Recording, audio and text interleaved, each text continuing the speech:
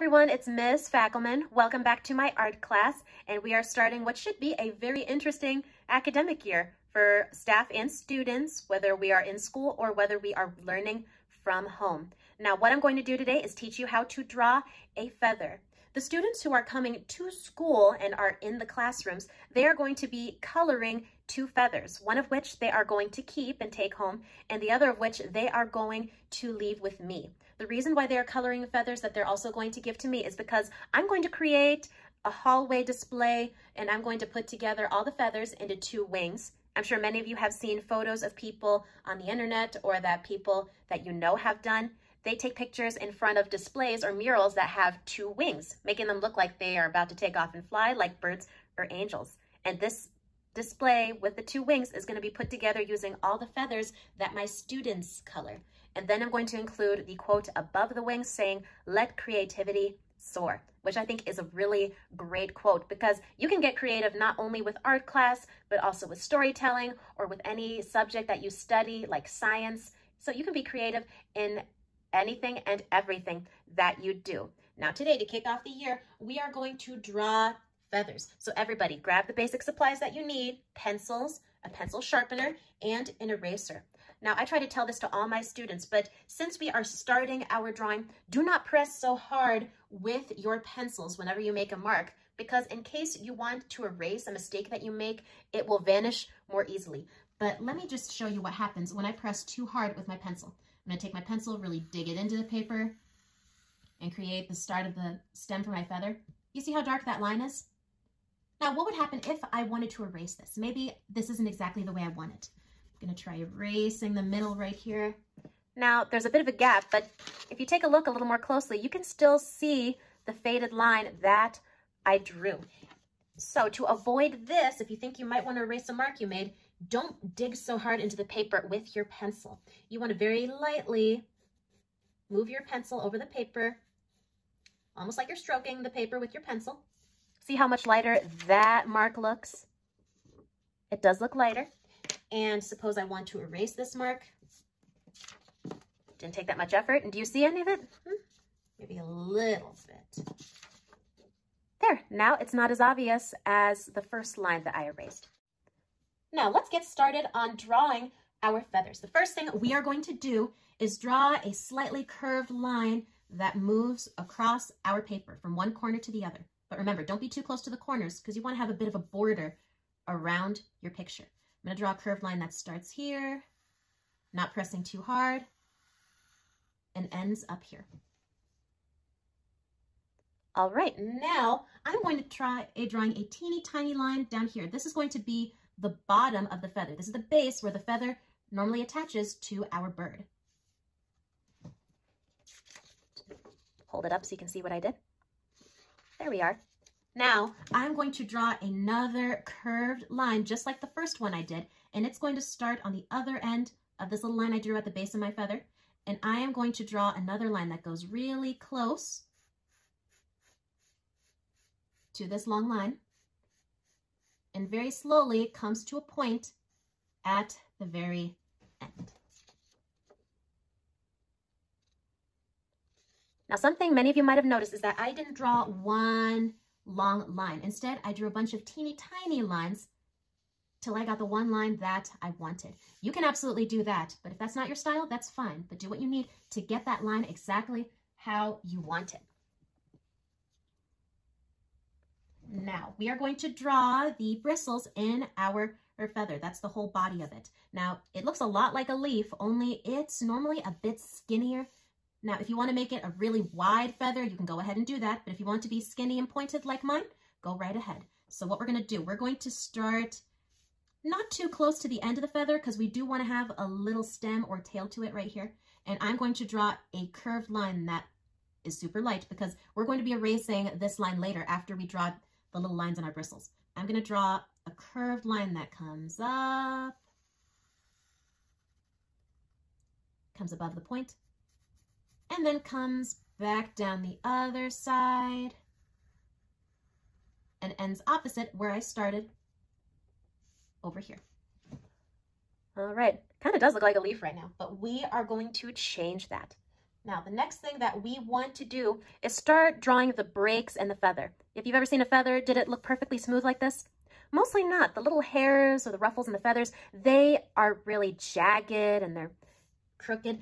But we are going to make it look really beautiful using a lot of curved lines. I'm going to start up here, right at this point, and I'm going to make a curved line that comes down from the point, but then comes in toward the stem without touching it. If you almost draw a line that comes right to your stem, stop. We don't want those lines touching. The base is right here. We don't want it touching the stem. Now we are going to come back up really close to this line and then end right here with the outline of the feather. Then I'm going to draw another curved line that goes along the side and then starts to come back towards the middle. Now remember, every time you make a line that comes in, it has to go in the same direction, the same angle as what we did up here. If this is crooked, kind of like half of a V, the next line you do, it can't come straight across. They all have to be going in the same direction. All the breaks in the feathers have to be in the same direction. We're pointing right toward the middle. All right, now I'm going to come back up and stop right here at the outline. And then I'm going to draw a line that goes back along the body again. But this time I'm going to make this one a little closer to the second. Back in the same direction, stop. And then come back out.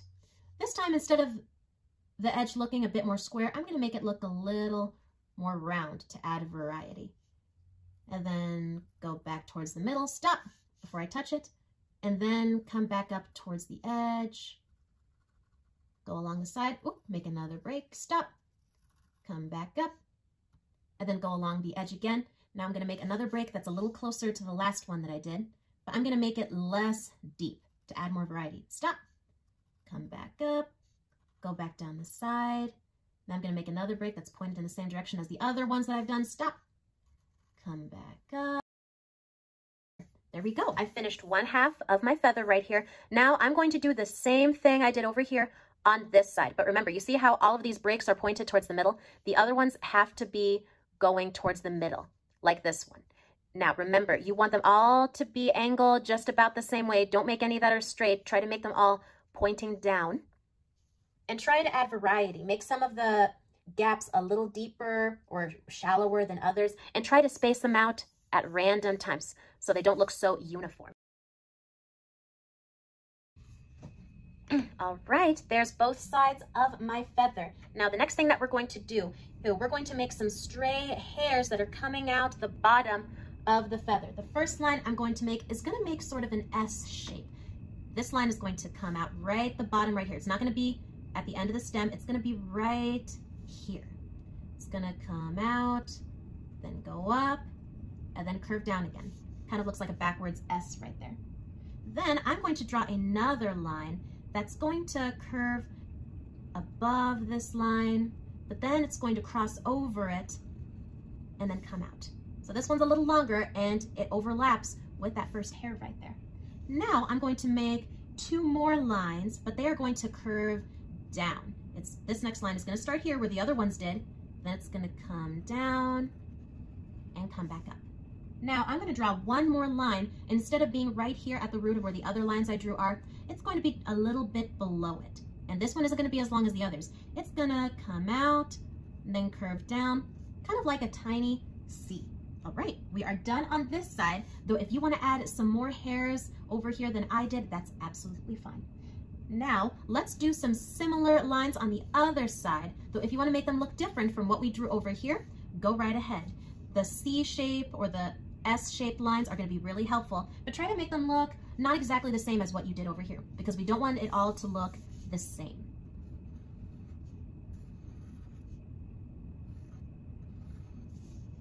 All right, there we are. Some of you might think that we're done with our feather, but no. We are going to draw some lines coming out the middle of our feather inside the body of it up here.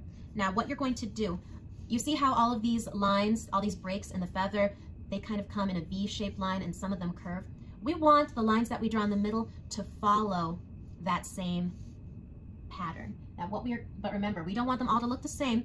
I'm going to start down here. I'm going to draw one short curved line down here, and then I'm going to draw a slightly longer line above that one. Next, I'm going to go above that. Remember, don't start your lines right in the middle. You want them to be right on the edge of this first 2 lines that we drew. I'm going to draw another line that comes up. It doesn't have to be one curve. It can kind of go slightly back and forth if you want. Then I'm going to draw another line that's a little longer, and then another line that's shorter. You decide what you think the line should be, shorter or longer than the last one. Now up here I'm going to draw some more lines. This one's going to be, well, not quite long, but not quite short. Then I'm going to draw another line up here that's a bit longer, and another one. You want to make them all random lengths. There you go. If you want to make things a little bit more interesting, you can also draw some lines in between that aren't touching the middle of the feather, but a lot of them should be touching the middle of your feather right here.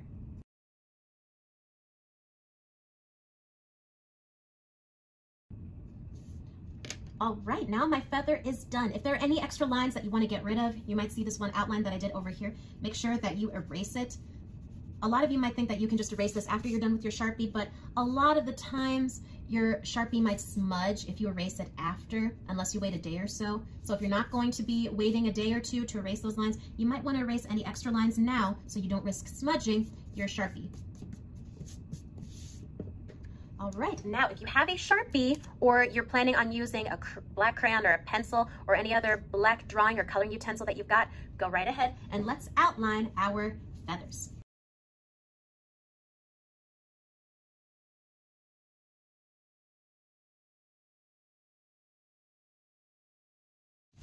All right, I have finished outlining my feather. Now, one thing I probably should have mentioned earlier is that if you are using Sharpie and you're working, or any kind of permanent marker, and you're working on a surface like a desk or a table, put something underneath that you won't mind getting marks on, like newspaper, because one thing that happens whenever you use Sharpie, it can bleed through and stain the table underneath. So make sure that after you outline everything that, or rather, hi everyone, I finished outlining my feather. I should have done this earlier. I'll clean up the mess in a bit, everything will be great. But if you are using a permanent marker or a regular marker, it will bleed through the paper and will leave a stain on the table. You can kind of see that feather that decorated a desk. That's okay. If you made that mistake by accident, using hand sanitizer removes those stains. So I'll be able to get rid of that as soon as I'm done with this video. So make sure you have newspaper or a magazine you don't mind getting stains on underneath your paper, so that way if it bleeds through, just the magazine is stained and there's no need to clean up. Now it's time for us to color. You can use markers if you want. Personally, when it comes to coloring, I love using crayons or colored pencils because I can press harder in some areas and then gradually make it a little lighter as I move towards other areas. I love shading because it makes things look a little more three-dimensional or realistic, like the way a light touches something. But you don't have to use that. You can use whatever you have available, whether it's paint or if it's colored pencils or markers or crayons. Use whatever you have to color your feather however you want. Oh, and if you want to color this the way that your favorite bird's feathers look, you can go ahead and do that. I'm just going to try making a rainbow feather because that's something I want to do. So everyone grab whatever coloring supplies you have and let's get started.